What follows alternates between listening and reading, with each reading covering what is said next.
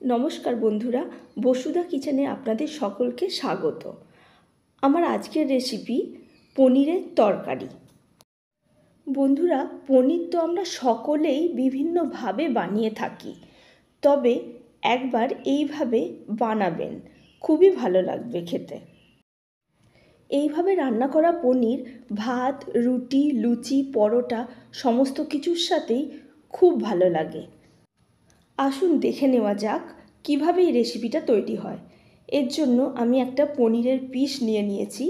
পনিরের পিসটা আমি চৌকো চৌকো শেপ করে কেটে নিচ্ছি।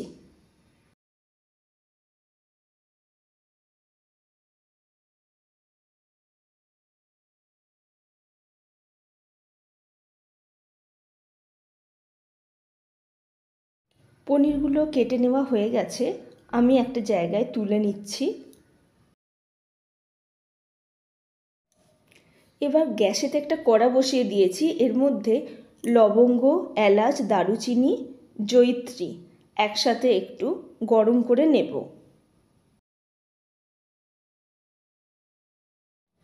এই মশলাগুলো একটু গরম করা হয়ে গেলে কিছুটা মগজদানা এবং কিছুটা কাজু বাদাম এর সাথে গরম করে নেব।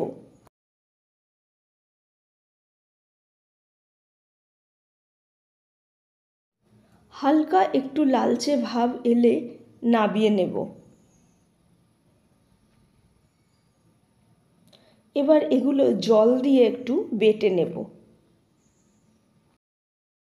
এবার গরম কড়াইয়ে সাদা তেল দিয়ে দেব। এর মধ্যে পনিরগুলো দিয়ে দেব।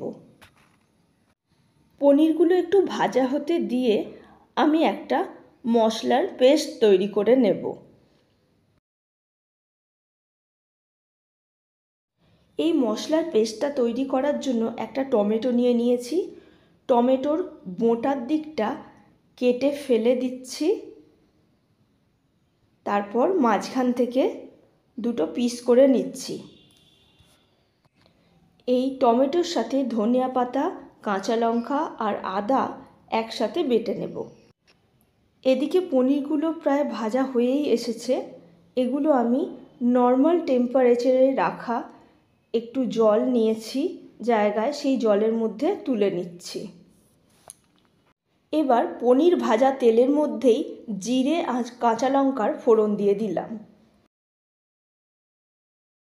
ফোড়নটা একটু ভাজা হয়ে গেলে এর মধ্যে চিনি, হলুদ গুঁড়ো, লঙ্কা গুঁড়ো আর লবণ দিয়ে দিলাম।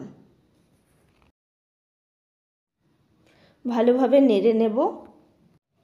এবার এর মধ্যে যে মশলার পেস্টটা তৈরি করেছিলাম, টমেটো, ধনিয়া পাতা, কাঁচা লঙ্কা, আদা দিয়ে, সেই মশলার পেস্টটা এর মধ্যে দিয়ে দিলাম।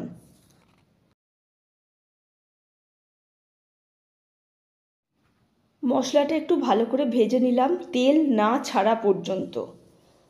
তেল ছেড়ে দিলে এর মধ্যে বাদাম, এলাচ, লবঙ্গ, দারুচিনি, চারমগজ সব দিয়ে যে মশলাটা বানিয়েছিলাম এবং জল দিয়ে বেটে নিয়েছিলাম, সেই মশলাটা দিয়ে দিলাম। ভালোভাবে মিশিয়ে নেব। এবার এর মধ্যে ফেটিয়ে রাখা টক দই দিয়ে দিচ্ছি। টক দইটা দেওয়ার সময় গ্যাসের ফ্লেমটাকে অবশ্যই লোতে রাখতে হবে, না হলে টক দইটা ফেটে যাওয়ার সম্ভাবনা থাকে। এবার গ্রেভিটা তৈরি হয়ে গেছে। গ্রেভির মধ্যে জল থেকে পনিরগুলো তুলে তুলে এক এক করে দিয়ে দেব।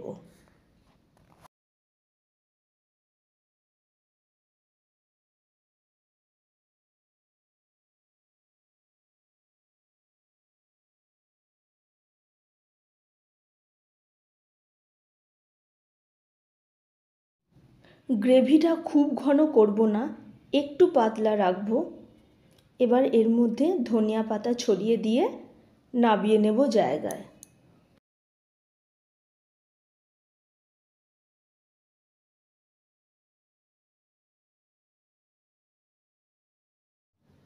এবার আমি পরিবেশনের জন্য বাটিতে তুলে নেব।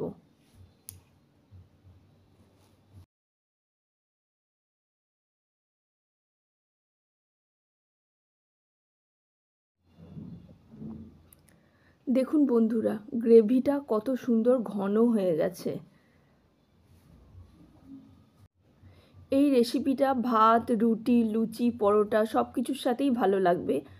আমি এটার সাথে খাওয়ার জন্য পরোটা বানিয়েছি। একবার অন্তত এইভাবে পনির বানাবেন বন্ধুরা, খুবই ভালো লাগবে খেতে।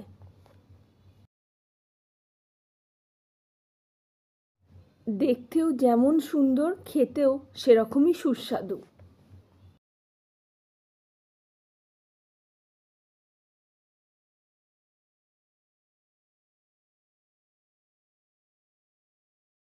বন্ধুরা, আমার এই রেসিপি যদি আপনাদের ভালো লেগে থাকে তাহলে লাইক এবং সাবস্ক্রাইব করবেন, আর পাশে থাকা বেল আইকনটি অন করে রাখবেন আমার রেসিপির আপডেট সবার আগে আপনার কাছে পৌঁছানোর জন্য। ভিডিওটা পুরোটা দেখার জন্য ধন্যবাদ।